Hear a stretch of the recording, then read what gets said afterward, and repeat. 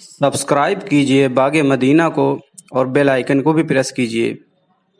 تاکہ بآسانی ہماری ہر ویڈیو آپ کے پاس پہنچ سکے۔ نحمده ونستعینه ونستغفره ونؤمن به ونتوکل علیہ ونعوذ باللہ من شرور انفسنا ومن سیئات اعمالنا من يهده الله فلا مضل له ومن يضلله فلا هادي له ونشهد أن لا إله إلا الله ونشهد أن محمدا عبده ورسوله أما بعد فأعوذ بالله من الشيطان الرجيم بسم الله الرحمن الرحيم قال الله تبارك وتعالى في القرآن المجيد والفرقان الحميد يا أيها الذين آمنوا كتب عليكم الصيام كما كتب على الذين من اللهم صل على محمد وعلى آل محمد كما صليت على إبراهيم وعلى آل إبراهيم إنك حميد مجيد اللهم بارك على محمد وعلى آل محمد كما باركت على إبراهيم وعلى آل إبراهيم إنك حميد مجيد يا رب صل وسلم دائما أبدا على حبيبك خير الخلق كلهم۔ میرے محترم بزرگ اور دوستو، اللہ تبارک و تعالیٰ کا بہت بڑا احسان ہوا، اس کا کرم ہوا کہ اس نے ہم اور آپ کو نماز جمعہ کی ادائیگی کے لیے مسجد میں جمع فرمایا۔ اللہ تبارک و تعالیٰ سے دعا ہے اللہ تبارک و تعالیٰ ہم اور آپ کا یہاں پر جمع ہونا قبول فرمائے اور جو باتیں سنے اس پر ہم سب کو آسانی کے ساتھ عمل کرنے والا بنائے اور ذریعہ آخرت اور ذریعہ نجات بنائے۔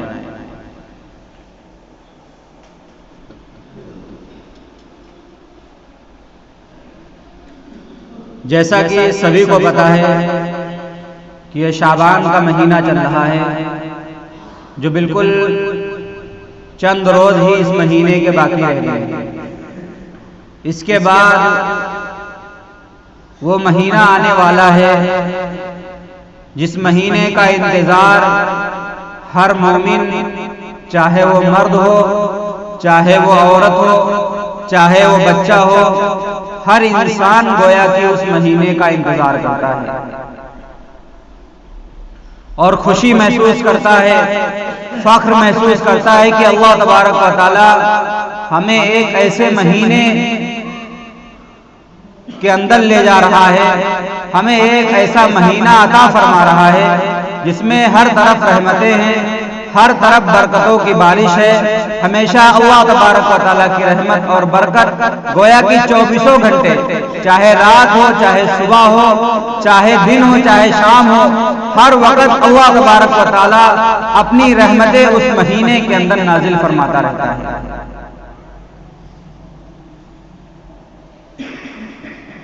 اور وہ مہینہ ہے رمضان المبارک کا۔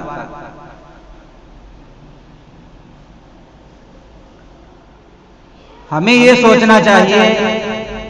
کہ آخر اللہ تبارک و تعالیٰ نے ہم اور آپ کو جو یہ مہینہ عطا فرمایا ہے،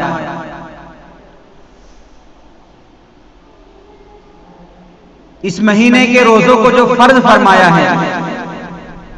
آخر اس کا مقصد کیا ہے؟ کیونکہ انسان کوئی بھی چیز کرتا ہے، کوئی بھی عمل کرتا ہے، کوئی بھی کاروبار کرتا ہے، کوئی بھی اچھا کام کرتا ہے، کوئی بھی بھلائی کا کام کرتا ہے تو اس کے پیچھے کوئی نہ کوئی مقصد ضرور ہوا کرتا ہے۔ جیسے کہ انسان کوئی اچھا عمل کر رہا ہے تو اس کے پیچھے مقصد یہ ہوتا ہے کہ اللہ تبارک و تعالیٰ کا قرب حاصل ہو جائے، اللہ تبارک و تعالیٰ کی رضا ہم سب کو نصیب ہو جائے۔ اصل ہے بندگی۔ اللہ تبارک و تعالیٰ نے قرآن پاک کے اندر ارشاد فرمایا وَمَا خَلَقْتُ الْجِنَّ وَالْإِنسَ إِلَّا لِيَعْبُدُونَ، کہ میں نے انسانوں کو اور جناتوں کو صرف اور صرف اپنی عبادت کے لیے پیدا کیا ہے۔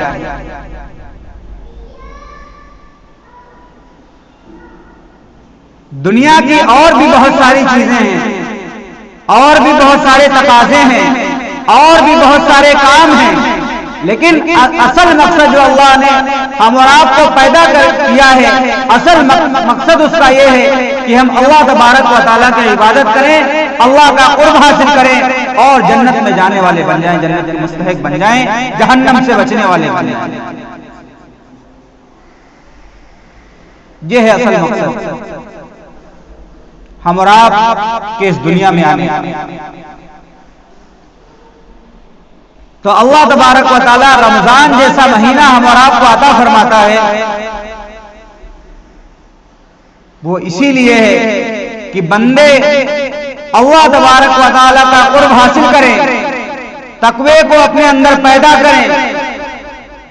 اللہ کی رضا ان کو نصیب ہو جائے، اور جس بندے کو اللہ کی رضا نصیب ہو جاتی ہے تو اسے جنت میں جانے سے گویا کوئی بھی نہیں روک سکتا۔ جس سے اللہ خوش ہو جائے اور جو بندہ اللہ سے خوش ہو جائے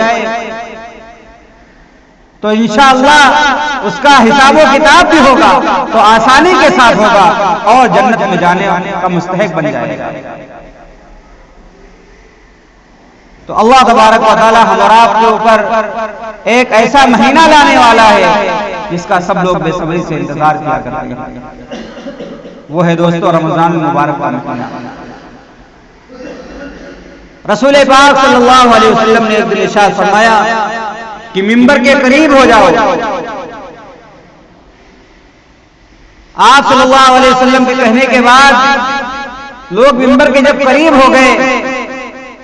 تو آپ نے ایک مرتبہ کہا آمین، پھر دوسری مرتبہ آمین کہا، پھر تیسری مرتبہ آمین کہا۔ بعد میں صحابہ عرض کرنے لگے کہ اے اللہ کے نبی، آج ہم نے ایسی چیز دیکھی ہے، آج ہم نے ایسی چیز دیکھی ہے، ایسی چیز سنی ہے جو آج سے پہلے نہ تو کبھی سنی تھی اور نہ ہی کبھی دیکھی تھی، کہ جب آپ منبر پر چڑھ رہے تھے تو آپ نے 3 مرتبہ آمین فرمایا۔ رسول پاک صلی اللہ علیہ وسلم نے ارشاد فرمایا کہ میں نے آمین اس لیے کہا تھا کیونکہ جبریل علیہ السلام اس وقت میرے پاس آئے ہوئے تھے اور انہوں نے 3 بددعائیں دی اور اس پر مجھے آمین کہنے کے لیے کہا گیا، تو اس لیے میں نے آمین۔ حضرت جبریل علیہ السلام نے کہا کہ ہلاک و برباد ہو جائے وہ شخص جو رمضان المبارک جیسا مہینہ پائے اور اس مہینے کے اندر بھی اپنی مغفرت نہ کرا سکے۔ اس کے اوپر میں نے آمین کہا۔ دوسرا جبریل علیہ السلام نے کہا کہ ہلاک و برباد ہو جائے وہ شخص جس کے سامنے میرا نام گرامی اس میں گرامی آئے اور میرا نام سننے کے بعد بھی وہ مجھ پر درود نہ پڑے تو وہ شخص ہلاک و برباد ہو جائے۔ تیسرا جبریل علیہ السلام نے کہا کہ ہلاک و برباد ہو جائے وہ شخص جس کے سامنے اس کے والدین یا دونوں میں سے کوئی ایک زندہ ہو اور وہ ان کی خدمت کر کے اپنے آپ کو جنت کا مستحق نہ بنا لے تو وہ شخص ہلاک و برباد ہو۔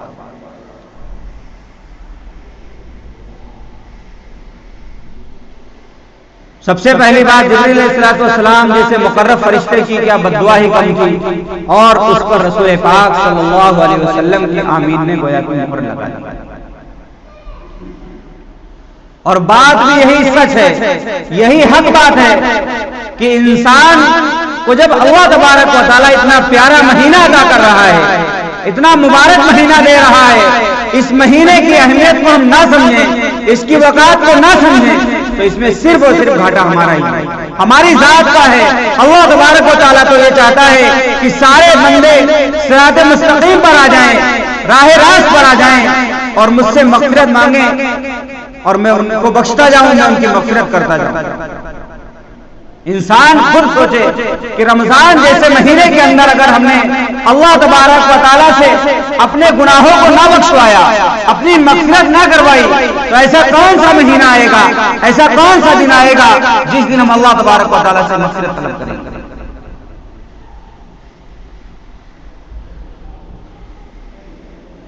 بہت سارے لوگ ہیں جو رمضان کی اہمیت کو سمجھتے ہیں، اس کی وقات کو سمجھتے ہیں، کتنے بھی گنہگار ہیں، کتنے بھی خطاکار ہیں، کتنے بھی سیاکار ہیں، اللہ تبارک و تعالیٰ کے وعدوں پر ان کو یقین ہے کہ اللہ نے کہا ہے کہ رمضان کے اندر رحمتیں ہوں گی، برکتیں ہوں گی، فیضیاب ہوگے، تمہیں اس کا فیض ملے گا، جو چیزیں تم کرو گے اس کا ڈبل تمہیں ثواب ملے گا۔ تو بہت سارے بندے اس یقین کے ساتھ اس مہینے کے اندر بہت ساری چیزیں کرتے ہیں، چاہے وہ روزے کا رکھنا ہو، چاہے وہ تراویح کا پڑھنا ہو، چاہے کسی کو افطار کرانا ہو، چاہے کوئی بھلائی کا کام کرنا ہو، چاہے قرآن مجید کی تلاوت کرنی ہو، وہ بندہ سارے کاموں کو کرتا ہے کیونکہ اسے اللہ تبارک و تعالیٰ کی باتوں پر، اللہ تبارک و تعالیٰ کے وعدوں پر سچا پکا یقین ہے۔ اور ہر مومن کے ساتھ یہی معاملہ ہونا چاہیے، ہر مومن کو اللہ تبارک و تعالیٰ کے کسی بات میں تردد اور شک نہیں کرنا چاہیے، جیسا اللہ تبارک و تعالیٰ نے کہہ دیا ہے ویسا ہی ہو۔ کوئی کچھ بھی کہے، ہم کتنے ہی گنہگار ہو جائیں، چاہے ساری دنیا کہے کہ یہ شخص گنہگار ہے، جہنمی ہے، جنت میں نہیں جا سکتا، ہمیں اس کی بات نہیں سننی ہے، ہمیں اللہ تبارک و تعالیٰ کی بات سننی ہے، اللہ تبارک و تعالیٰ کے وعدوں پر یقین رکھنا ہے کہ میرا رب کیا کہہ رہا ہے، میرا اللہ کیا کہہ رہا ہے، میرے پیارے آقا جناب محمد رسول اللہ صلی اللہ علیہ وسلم کا ارشاد فرما رہے ہیں۔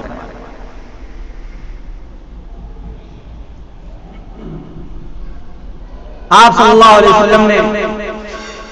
ماہ شعبان کے اندر لوگوں کے سامنے بیان کیا تو کہنے لگے کہ تم پر ایک مہینہ آنے والا ہے، ایسا مہینہ آنے والا ہے جو بہت ہی بڑا مہینہ ہے، بہت ہی برکتوں کا مہینہ ہے، بہت ہی رحمتوں کا مہینہ ہے۔ اللہ تبارک و تعالیٰ نے اس کے روزے کو فرض قرار دیا ہے اور اس میں قیام کو یعنی تراویح کو ثواب کی چیز بنایا ہے۔ اور جو بندہ یہ چاہتا ہے کہ اس کے گناہوں کی بخشش ہو جائے، اس کی مغفرت ہو جائے، وہ اس مہینے کی وقات کو، اس کی اہمیت کو سمجھے، روزہ رکھے،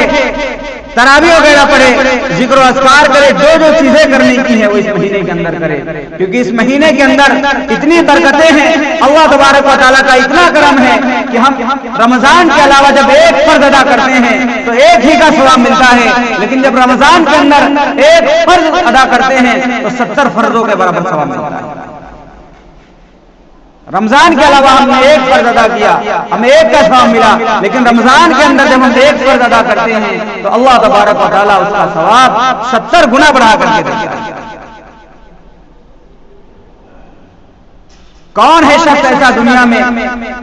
کسی کے ہاں کوئی مزدوری کرتا ہے، کوئی کسی کے ہاں کام کرتا ہے، کوئی کسی کے ہاں نوکری کرتا ہے، کون ایسا شفیق ہے جو اسے بڑھا چڑھا کر کے تنخواہ دے دے، ایڈوانس میں ایک دن کام کرنے کے بجائے 70 دنوں کی تنخواہ دے دے؟ ایسا کوئی نہیں ہے، لیکن میرا رب میرا اللہ ایسا ہے کہ ہم ایک چیز ادا کر رہے ہیں اور اس کا ثواب 70 کے برابر کر دیتا ہے۔ ہم نفل نماز ادا کر رہے ہیں، کوئی نفلی عبادت کر رہے ہیں تو اللہ تبارک و تعالیٰ رمضان کے اندر اس کا ثواب فرض کے برابر کر دیتا ہے۔ یہ اس مہینے کی برکتیں ہیں جو کسی اور مہینے کو حاصل نہیں ہیں۔ تو میرے بھائیوں، اس مہینے کی وقات کو سمجھیں، بالکل نظر انداز نہ کریں، اللہ کی رحمتوں کو نظر انداز نہ کریں، اللہ کی برکتوں کو نظر انداز نہ کریں۔ جب اللہ کا حکم ہمارے کانوں میں پڑ گیا، رسول پاک صلی اللہ علیہ وسلم کی حدیثیں ہمارے سامنے آ گئی، تو مومن کا تقاضا یہ ہے کہ بلا تعامل، بغیر تردد کے اس کو ہمیں قبول کر لینا چاہیے۔ آگے ارشاد فرمایا کہ یہ برکتوں کا مہینہ ہے، رحمتوں کا مہینہ ہے، صبر کا مہینہ ہے، اور صبر کا بدلہ جانتے ہو کیا ہے؟ صبر کا بدلہ جنت۔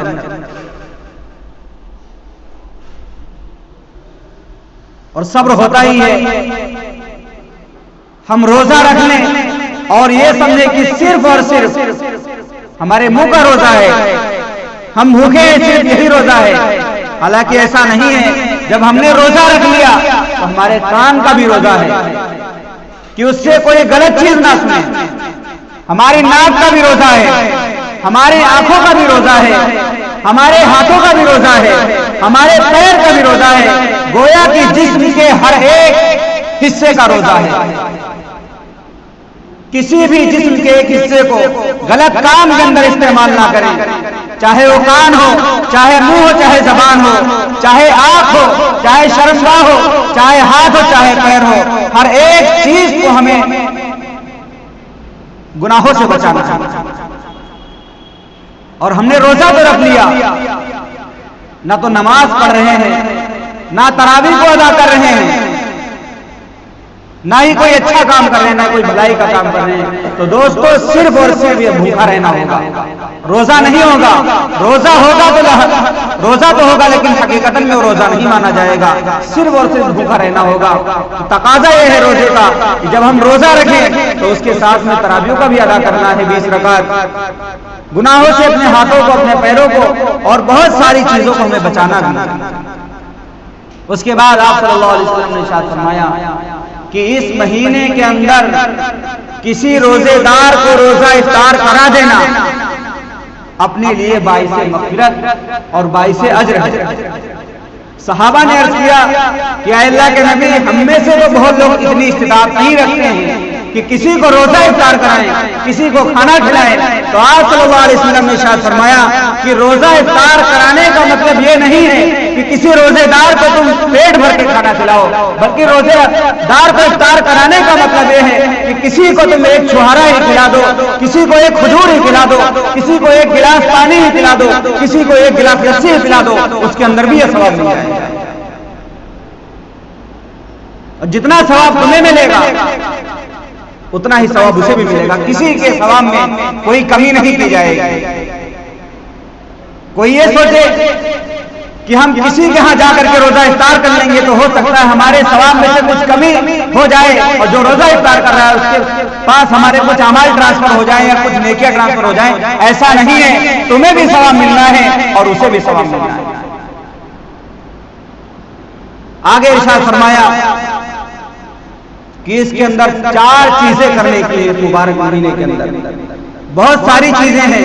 وقت کم ہے، انشاءاللہ پورے رمضان بہت ساری چیزیں آتی رہیں گی آپ لوگوں کے سامنے۔ 4 چیزیں بتائیں کرنے کی ہیں، 2 چیزیں جو ہیں وہ اللہ تبارک و تعالیٰ کی رضا کے لیے کرنا ہے۔